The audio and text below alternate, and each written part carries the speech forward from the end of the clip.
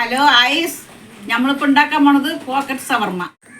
Carrot, cabbage, capsicum, ഉള്ളി, chicken. ആദ്യം chicken പൊരിച്ചെടുക്കുക. ബ്രെഡിൻ്റെ 4 ഭാഗത്തുള്ള ബ്രൗൺ കളർ മുറിച്ചെടുക്കുക. 4 മുട്ട ഒരു പാത്രത്തിലിട്ട് ഉപ്പിട്ട് അടിച്ചെടുക്കുക.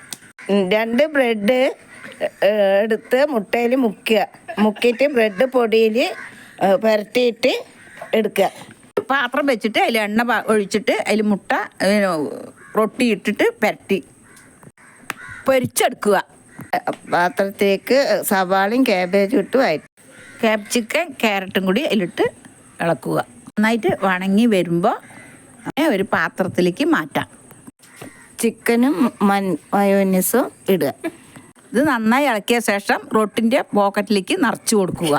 ഇത് കഴിക്കാൻ നല്ല സ്വാദാണ്. എല്ലാവരും വീട്ടിലൊന്ന് ചെയ്ത് നോക്കുക. 4 മണി പലഹാരം. വെജിറ്റബിൾ കഴിക്കാത്ത കുട്ടികളടക്കം ഇത് കഴിച്ചു പോകും.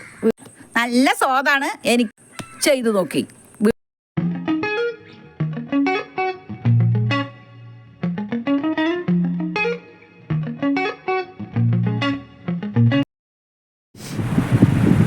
കഴിച്ചു നോക്കട്ടെ. സൂപ്പറായിട്ടുണ്ട്. സബ്സ്ക്രൈബ് ചെയ്യുക, ലൈക്ക് ചെയ്യുക.